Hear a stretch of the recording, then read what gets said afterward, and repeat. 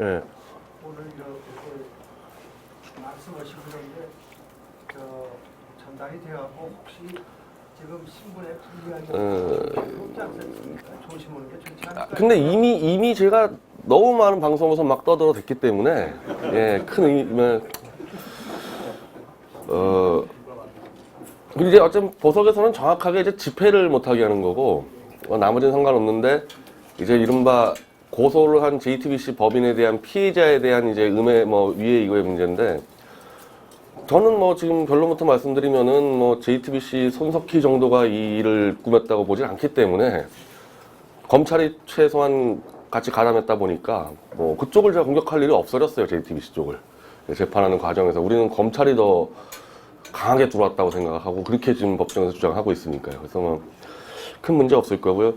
내일이 재판입니다. 이제 재판 시작인데 잘 아시겠지만 이 보석 조건에서 좀 애매한 부분이 있어가지고 태블릿 PC를 관련 재판을 잘 아는 사람을 만나지 마라 그래서 이게 도대체 어디까지 만나지 말아야 되는지를 우리가 몰라서 그러니까 최순실을 만나지 마라 그러면 나 이해를 하겠는데 이 태블릿 PC는 이제 제가 드린 이 자료집 보시면은 정말 10여 명의 대한민국 컴퓨터 전문가들이 다 붙어 있단 말이에요.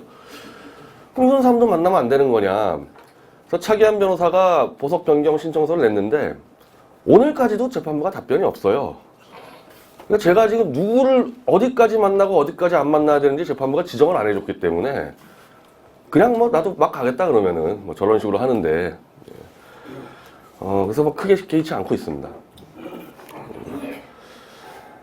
저는 지금 40분이라 그러셔가지고 압축해서 설명을 드려야 되는데 아까 말씀드렸지만 대한민국 건국 이래 어떠한 특정 사건에 대해서 의혹을 치고 들어갔다고 사전 구속된 첫 사례입니다.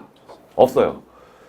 우리가 흔히 알고 있는 언론인 구속 사건은요, 과거에 대부분 북한 김일성과 연결돼가지고 이 간첩 사건으로 구속된 사례, 그리고 선거법, 주로 지방지들이 이제 특정 후보한테 돈 받아서 묵가지 뿌리다가 걸리는 이제 이런 선거법이지.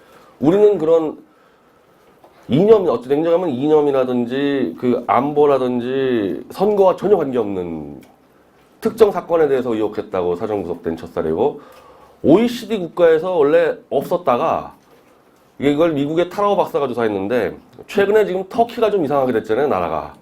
터키에서 와장창 잡아놓으면서 터키에서 2호, 3호, 4호가 다 나왔다 그러더라고요. 그래서 그럴 정도로 굉장히 특수한 사례인데 저는 옥중에도 그 생각했는데 이게 내가 맞았구나. 내가 만약에 헛다리 짚어가지고 실수했으면은 벌금 200~300만 원으로 끝났을 겁니다, 이 사건은. 이번에 이희호 여사 관련해서 미국의 닥터 누구랑 결혼했다고 완벽한 유언비어 있잖아요. 그런 게 한 벌금 500 나왔어요, 그런 게. 이건 공적 사안도 아니고 그냥 인신공격 위해 가지고 유언비어 유포한 게 벌금 500인데 우리는 기계에 대해서 태블릿 기계에 대한 이 분석을 했다고 제가 1심 징역 2년 선고받았거든요. 이게 어떻게 이런 식으로 할 수 있겠냐. 제대로 짚었기 때문에 그런 거지. 틀렸으면 이렇게 구속시키고 그러지 않았을 겁니다. 아마 이 자료집에서요, 앞부분 보시면은 이제 고든창 변호사에게 제가 이 공개 서한을 보냈고, 그걸 다 접수가 돼서 내일 재판 때는 지금 현재 아마 아시겠습니다. 지금 타라오 박사가 한국에 들어와 있는데 저희 재판 참관하기 위해서 재판에 같이 들어갑니다.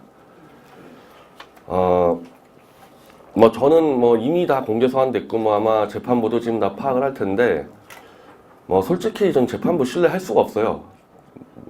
구속영장을 발부했던 판사도 우리 법연구회, 1심 판사도 우리 법연구회, 지금 2심에도 우리 법연구회가 들어와 있는데 우리 법연구회고 우리 같은 언론사들은 명예훼손 사건으로 재판 수십 번 합니다. 제가 한두 번 재판한 게 아니에요. 그러면 그 재판의 명예훼손 사건이라는 게 이 흘러가는 방식이 있는데 판결에 대해서 제가 불만 가진 적은 많아요. 그러니까 예를 들면 이정희 종북이다. 1심, 2심 제가 다 졌습니다. 이정희 종북 불렀다가. 근데 옥중에서 김명수 대법원장 체제에서 제가 승소했단 말이에요. 근데 1심, 2심에서 제가 졌을 때도 재판 과정은 공정했단 말입니다. 그러니까 한 30여 번 재판 받을 때 재판 과정이 불공정했다 생각한 적은 한 번도 없어요. 그러니까 제가 건 것도 있고 뭐 걸린 것도 있는데 명예훼손 사건이라는 것은 사실을 일단 확정을 해야 되거든요. 이 사람이 주장한 게 허위 사실인지 사실인지를 확정하고 그러면은 허위 사실이면 허위 사실에 의한 명예훼손이고 사실이면 사실적시에 의한 명예훼손이어서 이게 공적으로 이게 인정되냐 안 되냐 그걸 따지기 때문에 일단 딱 시작하면은 사실 확인으로 쫙 들어갑니다. 그러면 그게 민사든 형사든 양쪽이 이제 증거들을 쫙 제출해가지고 필요하면 증인들 쫙 신청하고 그걸 다 따지지 않습니까? 어렵지가 않아요. 이 명예훼손 재판이라는 거는 까다롭지가 않습니다. 그래서 증인 신청이고 증거 신청이고 저희가 한 것들이 거부를 당해본 적이 별로 없어요. 그냥 다 해줘요. 웬만하면은. 그래놓고 판결은 또 이제 판사 마음이죠. 그러니까 이정희 관련해서 왜 종북인지를 정말 수십 가지 근거 들어서 우리가 쫙 했는데 그냥 종북 아니라고 때려버리면 어쩔 수 없단 말입니다. 근데 그 과정에서 우리가 요구할 것들은 다 들어줬단 말이에요, 판사가. 근데 이번 사건은 전혀 다르게, 지금까지 제가 수십 번 재판한 것과 다르게 이 사건이 손석희가 보도한 최순실의 태블릿 PC 사건이죠. 간단하지 않습니까, 이게? 그러면 재판에 증인과 증거가 뭐가 나와야 되겠어요? 태블릿. 그 증인 누가 나옵니까? 손석희 나와야지. 손석희. 그리고 최순실. 최순실. 이 세 개를 다 기각했어요. 1심에서. 증인 증거를. 수학한. 이게 얼마나 황당한 사건입니까, 이게. 최순실의 태블릿 PC라고 JTBC가 보도한 거에 대해서 우리는 최순실 게 아니고 JTBC가 조작했다 그랬잖아요. 이걸 사실관계 확정해야 되는데 필요 없대요. 태블릿 PC도 필요 없고 최순실도 필요 없고 손석희도 필요 없고 뭐 논점이 아니래요, 이게. 그래서 막 당황을 우리 도대체 뭔가 이게 뭘 어떻게 하겠다는 건가. 그래서 사실 이제 젊은 변호사를 우리가 1심 때를 투입한 거는 막 굉장히 많은 기사들을 막 정리하고 이러다 보니까 이제 예를 들면 뭐 차기한 변호사나 뭐 가용석 변호사는 바쁘니까 젊은 변호사를 투입해서 이 사실관계를 잡는데 너무 이상하게 돌아가니까 사실 좀 당황을 했던 것 같아요. 저는 이제 옥중에 있었고 이제 바깥에 있는 변호사나 우리 쪽 애들 그냥 빼주는 거 아닌가? 사실 그러니까 예를 들면은 완벽하게 여기서 그래 이 사실을 다 확인하지 않는다 그러면요 저한테 유리하게 돼야 되는 거죠. 이제 무죄 추정 원칙으로 사실 확인을 안 하겠다는 얘기는 이게 누구 건지 모르겠고 조작 여부는 모르겠지만은 이 정도 의혹 제기할 수 있다 이렇게 판결 나와야 되는 거예요. 그걸 안 따지겠다는 얘기는. 다시 그런 식으로 생각했단 말이에요. 우리 바깥에 있는 애들이. 저는 감옥에 있을 때 웃기지 마라. 너까지 구속당한다 지금. 근데 밖에서 오판을 했어요. 안 따지니까 그냥 적당하게 무죄로 풀어준다고 착각을 해가지고 있다가 저는 2년형을 때리고 밖에서 재판을 준비하는 황현 대표까지 징역 1년으로 법정 구속을 시켜버렸습니다. 저 그거 다 알고 있었는데 밖에서만 착각을 했는데 그럼 이건 또 뭐냐. 제가 구속된 것도 정말 건국 이래 거의 최초고 OECD에서 최초인데 또 한 명을 구속한 거예요. 1심 진행되는 과정에서. 일단 저를 잡아넣었을 때 저는 검찰이나 전 문재인이가 모든 총책임자라고 생각하는데 이 사건에 대해서 태블릿 조작됐으면 최대 수위자가 문재인이잖아요. 그리고 검찰 지금 누가 장악했습니까? 문재인이죠. 법원 누가 장악했습니까? 문재인이죠. 그러니까 문재인이 총책임자라고 저는 이제 규정을 하고 있는데 일단 제가 잡혀 들어갔으면 거기서 딱 조용해졌어야 되는데 우리 직원들이 그냥 결사항전을 해버렸다고요. 바로 이런 거 자료집 만들어서 그냥 다 뿌려버리고 막 치고 나오니까 수습이 안 되는 거예요. 저 하나 구속시켜서. 안 되겠다 싶으니까 또 다른 책임자까지 구속을 둘을 구속시켰잖아요.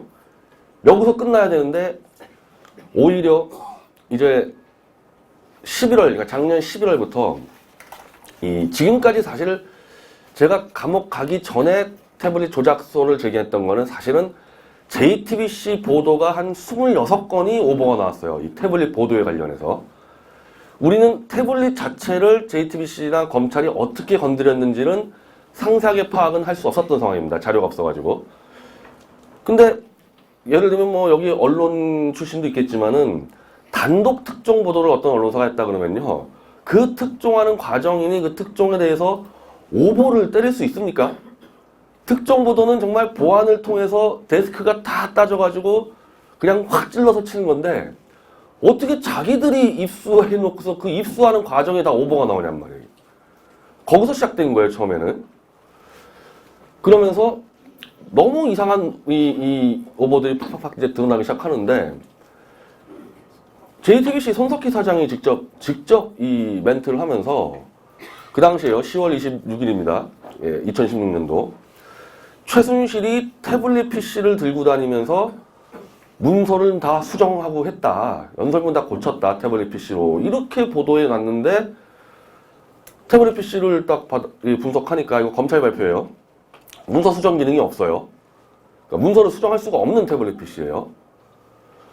그 왜 이런 오보를 냈냐? JTBC 이 증인이 법정 나와서 그걸 몰랐다. 우리는 태블릿 PC가 수정 기능 있는 걸 몰랐다. 자, 요거 컴퓨터 좀 그러니까 태블릿이 아니라 컴퓨터랑 똑같은 겁니다. 한글 파일들 쓰시죠, 다들? 한글 파일 딱 누르면은 그 한글 프로그램이 떠가지고 문서가 나오죠. 자, 그걸로 문서 작성하고 수정하죠. 근데 태블릿에 문서 수정 기능이 없다는 얘기는 한글 프로그램이 안 깔려있다는 얘기예요. 그럼 한글 파일을 딱 누르면요, 볼 수만 있는 한글 뷰어가 떠요. 그럼 JTBC는 한글 문서를 다 봤다고 자기들이 인정해서 거기서 최순실이가 무슨 드레스된 연설문을 뭐 건드리고 다 한 거 아닙니까? 아니, 그러면 자기들이 한글 문서를 띄우면 한글 뷰어가 떴는데 어떻게 수정 기능이 없다는 걸 모르겠어요. 이런 것까지 오보를 내고 뭐 제가 볼 땐 명백한 위증이거든요. 이런 걸 위증을 타니까 이런 게 수십 건이라니까, 이런 게 수십 건이니까 이때부터 이상하게 생각을 하고 이 본체 태블릿에 대해서 이상한 것들이 드러나는 거는 이제 검찰의 포렌식 결과를 최순실 1심 재판에서 계속 최순실은 태블릿을 보여달라고 계속 요구를 해왔는데 끝까지 안 보여줬습니다, 검찰이. 그러다가 하도 이제 이경재 변호사가 요구하니까 태블릿을 입수하자마자 검찰이 이 포렌식 분석, 태블릿을 어떤 기계에 딱 연결하면요, 태블릿 사용 내역을 쫙 뽑는 몇천 페이지, 몇만 페이지짜리 보고서가 쫙 나옵니다. 그거를 검찰이 공개를 했습니다.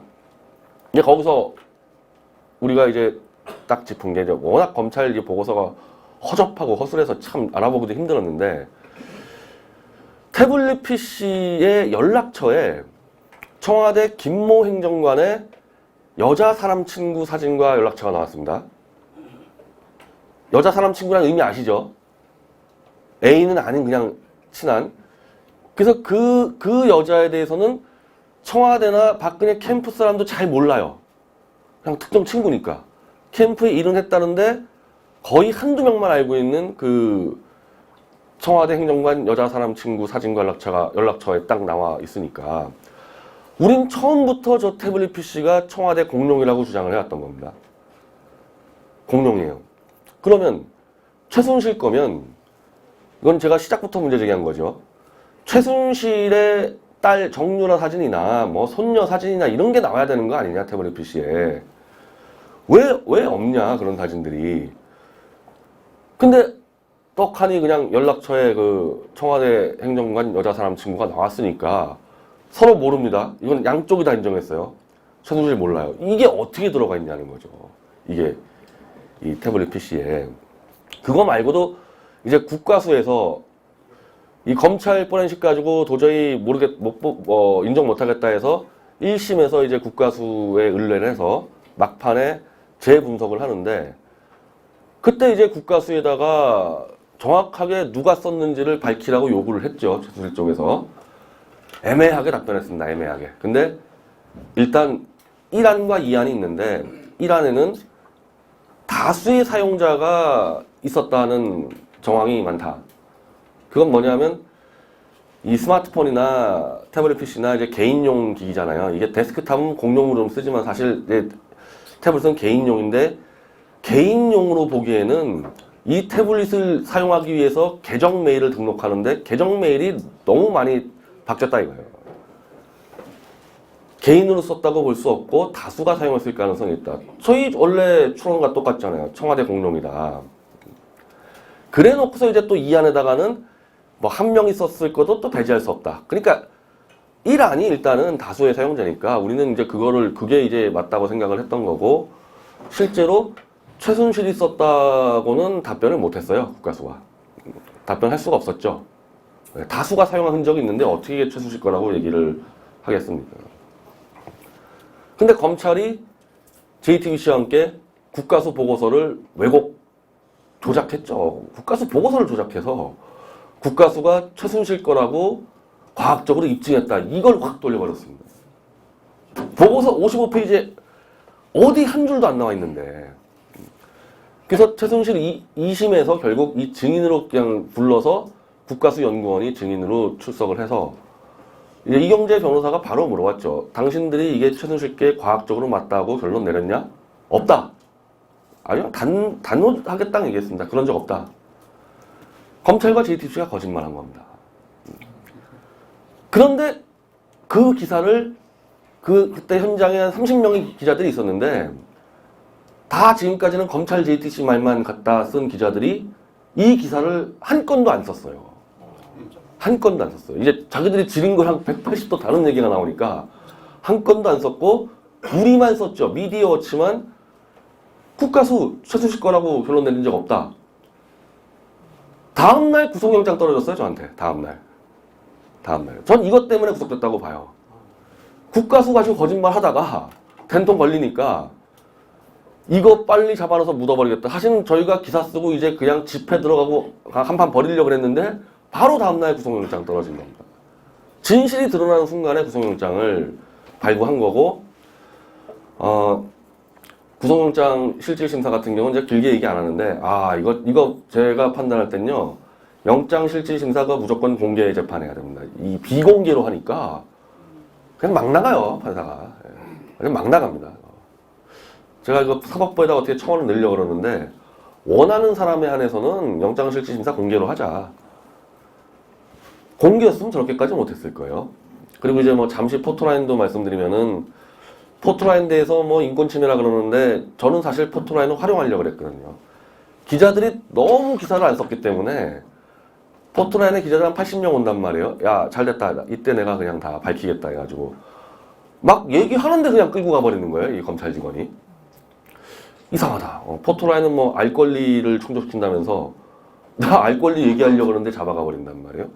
이건 법무부하고 문재인에게 제가 청원 낼 건데, 포토라인도 원하는 사람에 한해서는 기자들하고 질의응답 허용해라. 아니, 연예인도 아니고 뭐 사진 찍어주는 게 무슨 알 권리 충족입니까? 그때 마지막 기회라는 거죠. 제가 마지막 발언권을 갖고 있었던 게 포토라인에서 기자들한테 얘기하는 건데, 얘기하다가 끌려 들어갔습니다. 그 뒤로는 그냥 비공개 재판에 구속됐기 때문에 발언권을 완전히 박탈당하지 않습니까?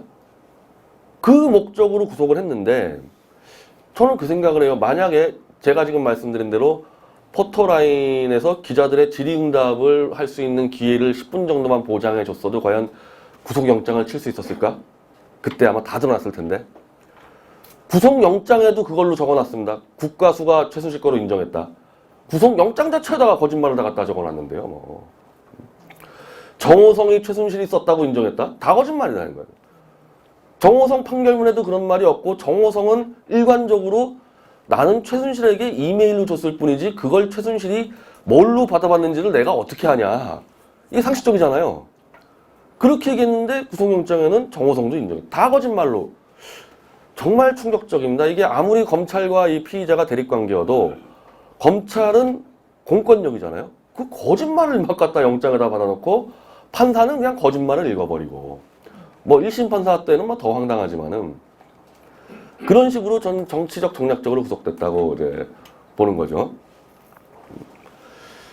자, 그래서 아까 말씀드린 대로 1심은 정말 황당무계하고 진행이 되면서 1심이 이제 12월 10일 정도의 선고가 나오는데, 이제 11월부터 이제 이 아까 말씀드린 대로 국가수 로데이터 한 4만 페이지를 제가 구속되기 직전에 구해서 분석을 하다가 제가 구속됐으니까 제가 못하고, 저는 감옥에 있고 바깥에 있는 컴퓨터 전문가들이 분석을 해서 이제 PC에 대해서 무슨 작업을 했는지가 하나하나 이제 드러나기 시작하는데, 뭐 첫 번째로 이 태블릿 PC가 누구 건지 알아보기 뭐 여러 가지 이제 이 방식들이 있는데 사진이 제일 쉽고 사진이 없습니다. 거의 볼 수 있는 사진이.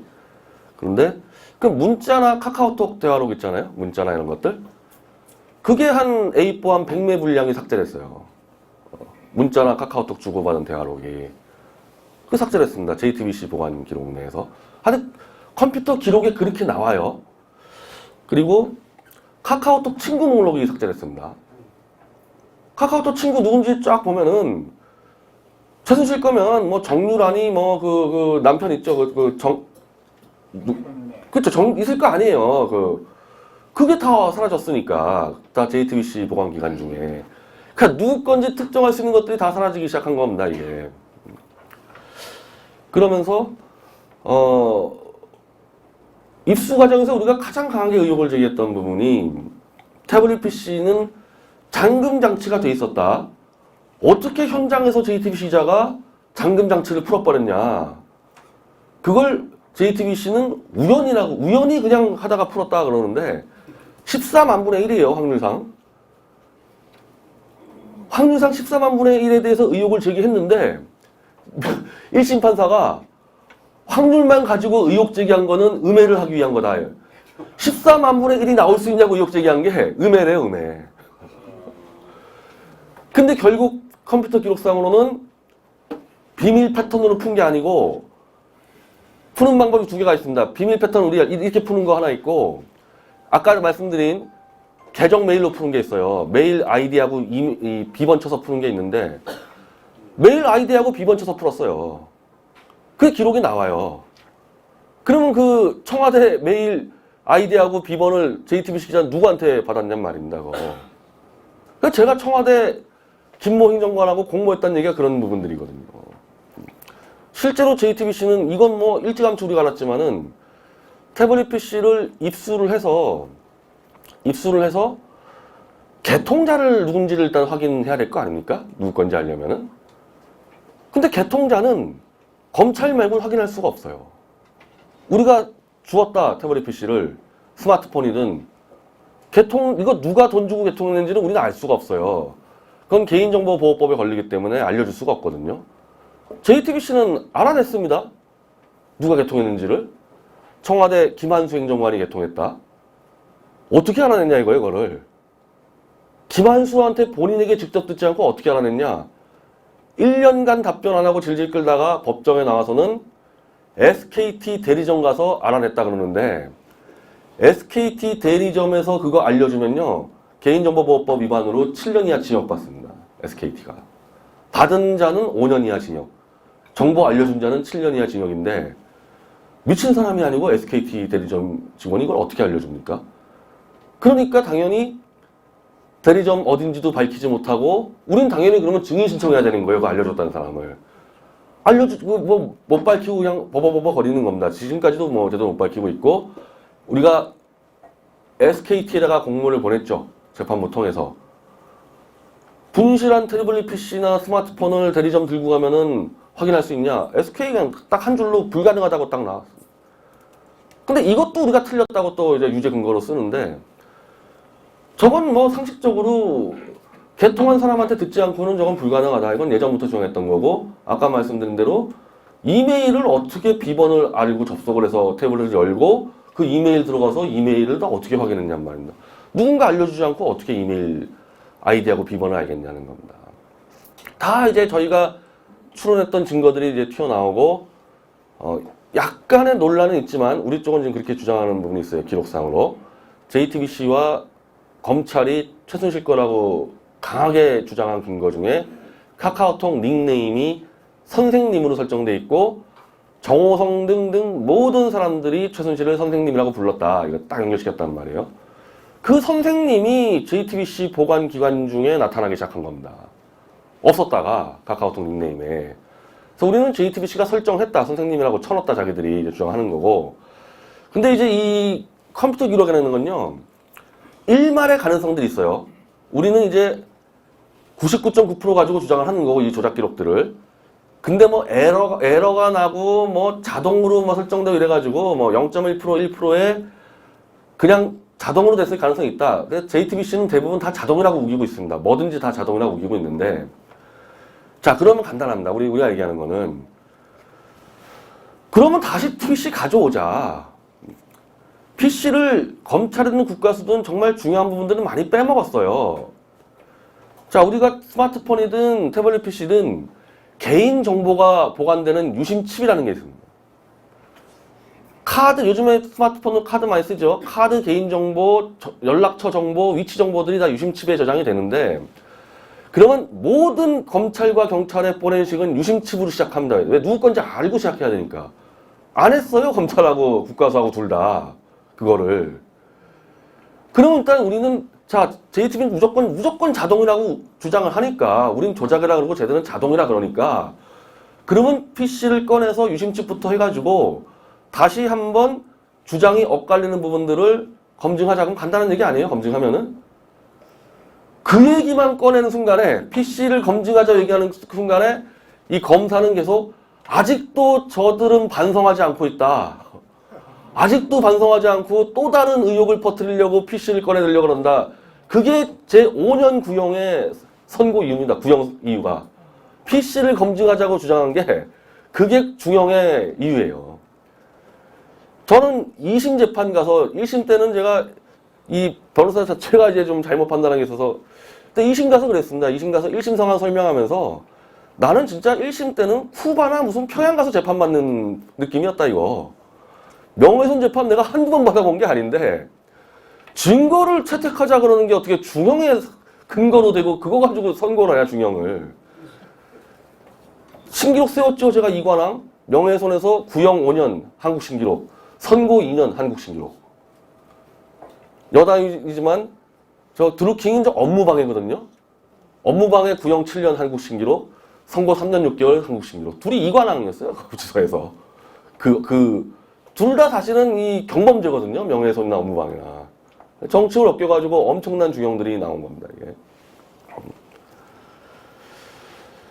내일이 이제 재판인데 지금 증인하고 뭐 증거하고 우리 와장창 신청을 해놨고 그러면 지금까지 우리가 이 뭐 JTBC가 오버낸 거 말고도 컴퓨터 기록상에 우리 조작 기록들을 계속 보고서를 냈을 거 아닙니까? 첫 번째부터. 반론이 없어요. 반론이 아직까지. 그냥 대충 자동이라고 대충 우기고 있고 정확하게 여긴 이렇게 반론이 거의 지금 안 나오는 상태입니다. 그리고 이제 우리가 아마 어제 윤석열 이 검찰총장 지명자를 증인 신청을 했는데 전 여기 다 연관돼 있다고 봅니다. 왜냐하면 이게 특검에서부터 이제 시작이 돼서 그러니까 이런 것도 다 증거 사실 조회를 다 기각시켰는데 1심에서 특검이 이 태블릿 PC를 넘겨받아서 수사를 하면서 윤석열이 수사팀장이었어요. 자, 태블릿 PC가 L자 패턴 설정되어 있다. 아까 얘기했지만 JTBC는 우리가 보는 컴퓨터 기록상으로는 L자 패턴을 우연히 연 게 아니라 비번쳐서 들어갔습니다. 우리가 기록상으로 분석할 때는. 근데 어쨌든 특검은 수사 결과 이렇게 발표했어요. 최순실의 한 6개인가 7개의 스마트폰을 압수를 해서 분석했더니 L자 패턴이다. 그리고 이 태블릿도 L자 패턴이다.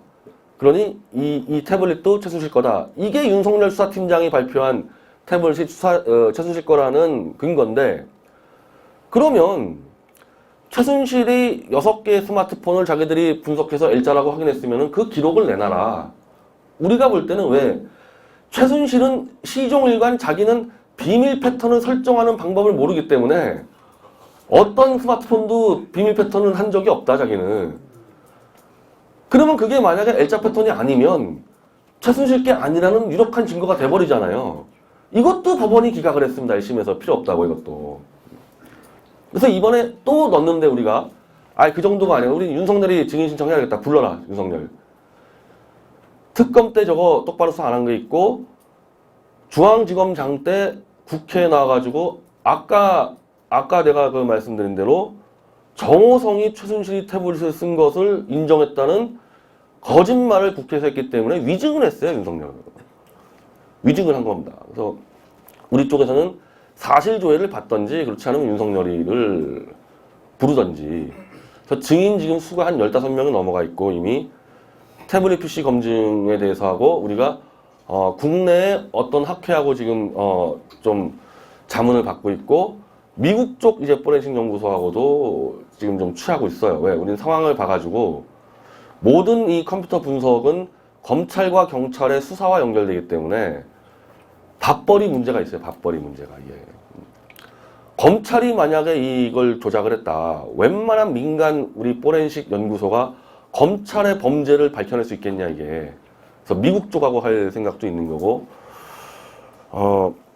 만반의 준비를 하는데 저는 과연 재판부가 물론 증인 15명이지만 증인 한 명도 없이도 태블릿만 꺼내오면 되는데 그걸 미국에서 하든 뭐 어디서 하든 물론 검찰이 무서워서 똑바로 못할 가능성이 있지만은 국가수도 그랬지만 어쨌든 국가수 분석으로 드러났기 때문에 아주 정밀하게 이렇게 딱 안을 잘 만들면 할 수 있단 말이에요. 근데 태블릿을 꺼내 들었을 때 저는 뭐 100% 다 밝혀진다고 봐요. 누구 건지 JTBC와 검찰이 뭘 어떻게 했는지 그리고 그거는 검찰이 저렇게 그냥 태블릿 꺼내자고만 얘기하면은 그냥 발악을 하는 그 수준으로 볼 때 그리고 1심 판사가 그렇게 말도 안 되는 이유로 태블릿을 증거 채택을 거부한 걸로 볼 때 본인들도 아는 겁니다. 이게 꺼내 들어왔을 때 어떤 사태가 벌어질지를. 그럼 2심 재판부가 지금 부장판사 3명이 하는 재판부인데 과연 꺼내 올 수 있을까? 보석 석방은 어쩔 수 없었을 거예요. 보석 석방은. 왜냐하면 검찰하고 JTBC가 우리 쪽에 조작 기록 이 항소 유서를 반박을 못하니까 일단 풀어줬는데 그때까지는 뭐 판사들이 양심 가지고 했다고 칩시다. 근데 이게 점점 이제 제가 석방되면서 어떻게 보면은 저 검찰이 이제 우려하는 사태가 벌어졌죠. 쟤 풀어주면 조용히 있을 리가 없는데 대부분 이제 검찰이나 이제 해가지고 보석으로 석방되면 다 조용히 있는데 조용히 있는 스타일이 아니잖아요. 온갖 곳을 지금 다 다니고 있는데 이 시끄럽게 해놨는데 여기서 태블릿 PC를 꺼내서 이제 등장했을 때 그 감당이 안 되는 부분이고 저는 처음에 이 태블릿 PC를 조사하게 된 동기 자체가 지금 제 구속영장이나 판결문하고 완전히 달라요. 판결문에는 JTBC가 태블릿을 보도하자마자 박근혜 대통령의 탄핵을 저지하기 위해 고의적으로 조작론을 퍼뜨렸다고 막 갖다 적어놨는데 정반대예요. 정반대. 하게 된 동기가. 여기 제가 알기로는 회원으로 아는데 김경재 총재, 자유총명 총재 있지 않습니까? 제가 그때 총재 특보하고 있었는데 JTBC 보도 이후로 원래 우리 보수 동지들이 운영하는 미래한국이 제일 먼저 제기했어요. 다음날 조작서를. 그러니까 이제 자유총연맹 회원들이 김경재 총재한테 저거 조작한 거 잡아야 된다 하니까 저한테 그거 어떻게 된 거냐 해서 이거 무슨 중앙일보 정도 되는 그룹이 그런 조작했겠냐고 말도 안 되는 얘기라고 해서 제가 막았습니다. 근데 또 한 달쯤 지나니까 계속 이제 이제 일베 총석 퍼져나가니까 또 김경재 총재가 불러서 자꾸 조작했다 그러는데 조사해봐라 그래서 저거 말도 안 되는 얘기라 저거는 개인 그 기기인데 저걸 조작했다 바로 걸린다. 그러면 김경재 총재가 그러면은 유언비어를 막아야 된다. 조사해서 이건 조작이 안 됐다고 발표하자 우리가. 그래서 잘못해서 보수가 저거 잘못 휩쓸려 갔다가 유언비어 집단 몰리면 큰일 난다 해가지고 그래서 제가 조사를 시작했던 거예요. 이게. 그러니까 늦게 했으니까 제가 첫 제 입장을 발표한 게 12월 7일이에요. 12월 8일 날 탄핵 의결했단 말이에요. 12월 7일 날 제가 어떤 발표했냐면 이건 최순실 거라고 확정할 수 있는 근거 하나도 없다. 그래서 탄핵 그 의견을 늦춰라. 그건 제가 근거가 있는 게 그냥 막 갖다 늦춰라 한 게 아니고 하태경 의원이 그때 청문회 했었단 말이에요. 청문회. 고영태가 12월 7일 날 나갔어요. 고영태가. 나가서 지금까지는 전부 다 고영태 책상에서 발견됐다 그러고 뭐 고영태가 다 증언했다 그랬는데 고영태가 180도 다른 증언했습니다. 나는 최순실이 태블릿을 쓴 거 본 적도 없고 내 책상에 태블릿 놓지도 않았다. 그래서 하태경 의원이 이런 상황에서는 탄핵 표결 못하겠다. 손석희 사장이 나와서 정확하게 해명하라. 이렇게 나오니까 제가 성명서를 발표해서 하태경 의원 예를 들면서 이건 최순실 거라고 아직까지 확정된 거 없다.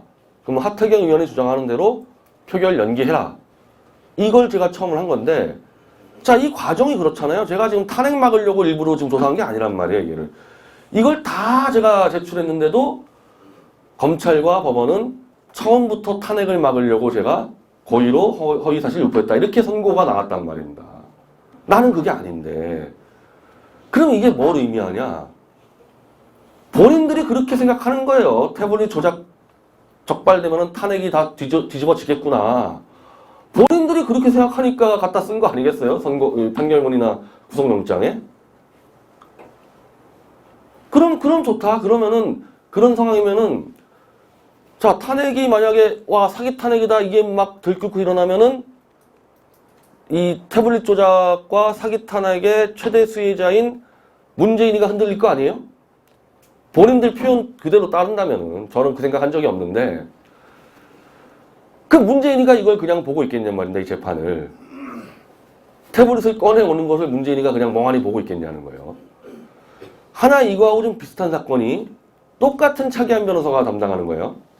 박원순 아들 사건 있잖아요. 박원순 아들 사건도 박원순이 아들 데려와서 사진 한번 찍자 그 얘기입니다. 우리도 똑같아요. 태블릿 꺼내 들어가지고 한 번만 더 보자. 자, 박원순 아들 사건 1심 때 양승호 박사한테 유죄를 때렸지만 판사와 검사 모두 박원순 아들 증인 채택했습니다. 그래서 와서 찍어라 그랬는데 런던에서 안 들어온 거예요. 박원순 아들이. 아직까지 6년째 한 번도 안 들어왔다는 거예요. 추석이고 설날이고 아직도 안 들어왔, 6년 동안 한 번도 안 들어왔대.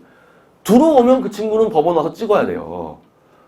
편파 판결이라고 보죠. 그리고 편파 기소라고 보지만 아까 제가 말씀드린 대로 재판 과정은 검사든 판사든 그런 대로 공정하게 해온 게 대한민국 그래도 법원과 검찰의 하나의 수준인데, 그러니까 편파 판결하지만은 아들 와서 찍어야 된다고 한 거 아닙니까? 안 찍었을 뿐이지 그게. 우리는요, 태블릿 PC가 지금 법원에 있어요. 고등법원에. 런던에 있는 게 아니에요. 그리고 박원순이는 우리 아들이 무슨 뭔데 지금 2번, 3번 찍어야 되냐 이렇게 나온 거 아닙니까? 내 아들이 뭐냐? 이건 기계예요, 기계. 3번, 4번, 5번 검증해도 인격권 침해하고 아무 관계가 없어요. 이거 왜 안 꺼내냐는 거예요, 이거를.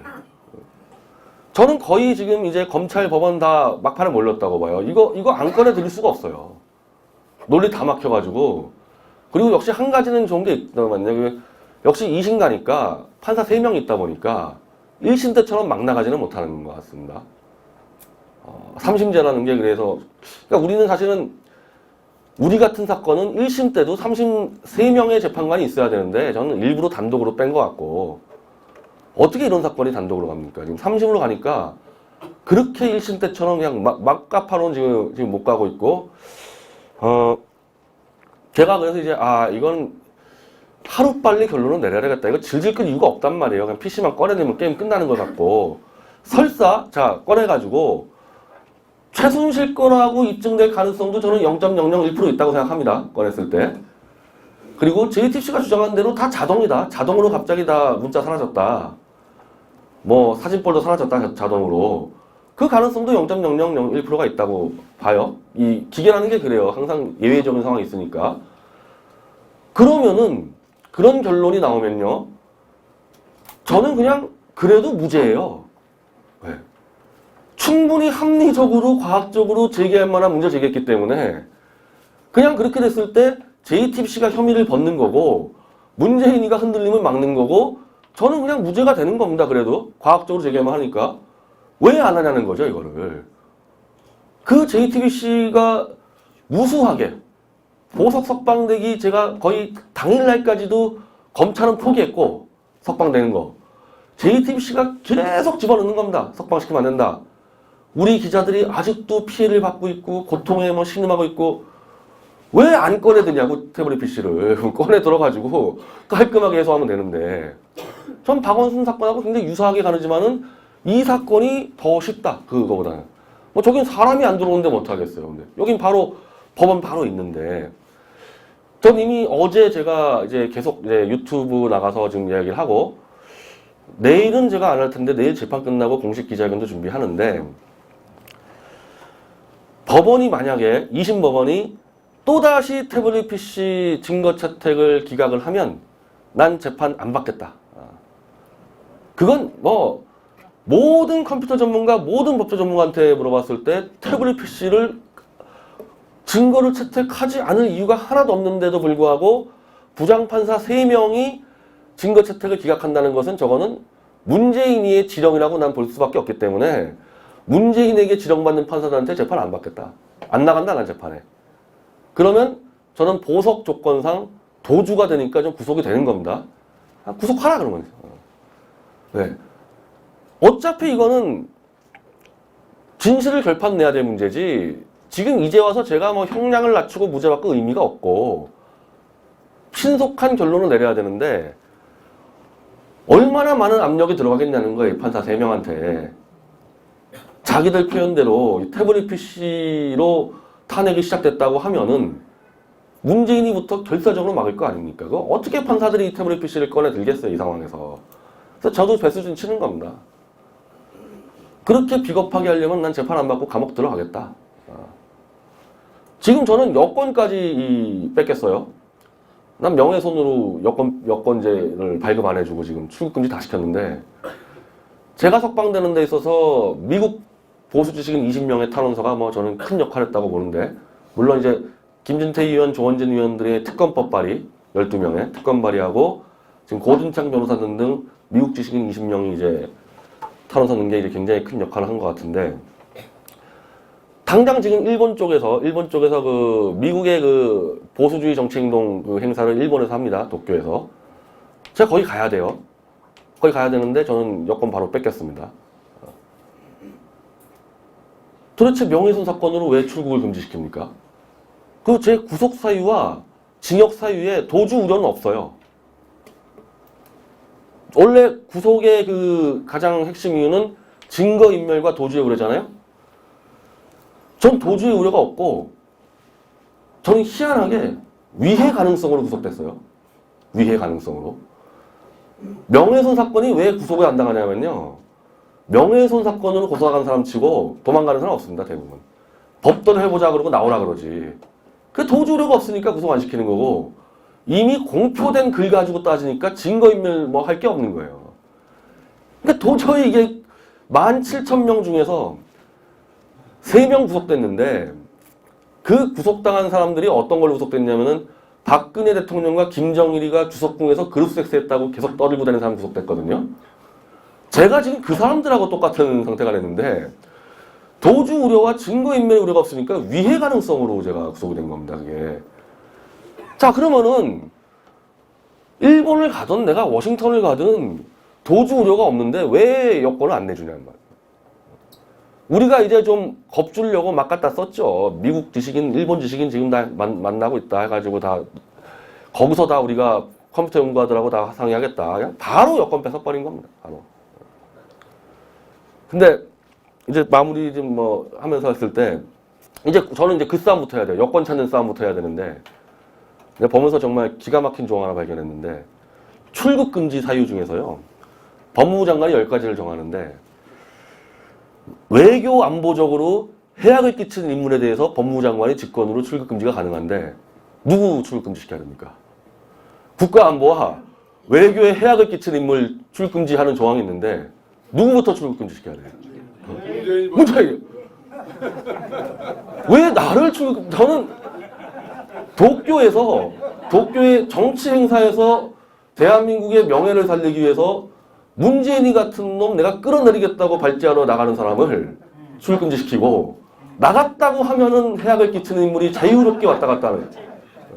그래서 제가 지금 이제 일본 쪽 초청장만 들어오면은 일단 법원에 소송을 들어가고 청와대에 청원 낼 겁니다. 나 일본에 보내줘라. 일본에 가서 문재인이 끌어내리는 발제하겠다.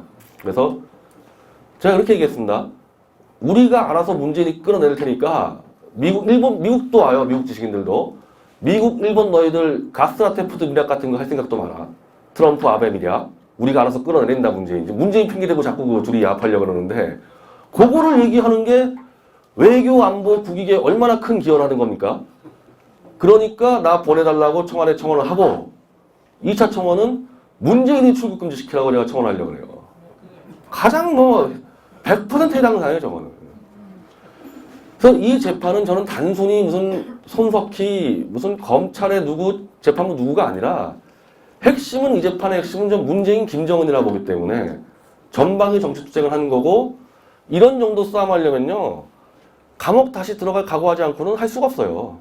이런 정도 하려면은 그래 집어넣으려면 집어넣어라. 나 어차피 1년 살다 보니까 뭐 별로 힘들지도 않던데. 제가 어제 이제 그 입장 얘기하면서 이제 저 광화문에 애국당 텐트가 이제 박원순이가 다 치워버렸잖아요. 근데 어제 밤새 또 다쳤더라고. 한 10대 쳤나 본데. 거긴 뭐 전 애국당은 뭐 제 동지들이 많은데 이제 그분들요 한여름을 저 텐트에서 이제 먹고 자고 해야 되는데요. 근데 솔직히 어제 그분들 만났어요. 그 당원들 만나서는 감옥이 더 편하다. 저기 텐트에서 한여름에 다 텐트에서 먹고 자고 몇 번 해봤는데 감옥 같은 경우는 그래도 선풍기 있고 밥 세끼 다 주고 그러지. 아우 난 거기서 뛰는 거야 차라리 감옥 가겠다. 그래서 내일 재판 상황 따라 가지고 저는 기자회견에서 그러면 어차피 PC 검증 안 할 바에 나 빨리 감옥 보내라. 거기서 끝장내겠다. 그런 각오를 지금 갖고 있고 뭐 이건 제가 그렇게 인생을 걸려고 한 게 아니라 저쪽에서 그렇게 나왔어요. 간단한 문제를 제가 모든 인생 걸고 싸우게끔 만들어 낸 거고 그리고 그 제 감옥 생활에 대해서는 이제 월간조선 홈페이지에 96매로 올라가 있습니다. 이번 호에 기고한 거 보시면 알겠지만요 별로 힘 안 들어요. 오히려 제가 그때 처음 들어가서 잘 못한 게 있는데 이제 한번 경험을 했기 때문에 더 성실하고 잘할 자신이 있어요. 그리고 거기서 제가 한 60여 명 정도의 정치범들이 있습니다. 국정농단 사건으로 들어가신 분들. 그 겁먹고 막 이런 사람 아무도 없습니다. 오히려 이제 다들 야 문재인이 들어올 때 이제 방 다 준비해라. 뭐 문재인이 뭐 윤석열이 다 그러고 있지. 그래서 제가 월간조선 칼럼 마무리 그렇게 했습니다. 문재인이 한번 서울구치소 가봐라. 네가 잡아놓은 사람들 겁먹은 사람 한 명이나 있는지. 오히려 이제부터 문재인 밑에서 부역한 놈들 끌려갈까봐 벌벌벌 떠는 사태가 벌어질 건데. 그래서 문재인 같은 사람 상대할 때 단순히 JTBC와 저의 언론사 간의 대결이 아니라 문재인과 김정은이라는 그런 불법 권력과의 싸움이니까 그냥 저도 할 말 다 하고 뭐 잡아낼 수 잡아내라 이런 자세를 갖고 밀어붙일 겁니다. 그래서 혹시라도 또 구속됐을 때 뭐 너무 염려들 하지 마세요. 예. 그거 다 문제 해결하기 위한 방법들이니까. 예. 일단 발제는 이 정도로 마치겠습니다.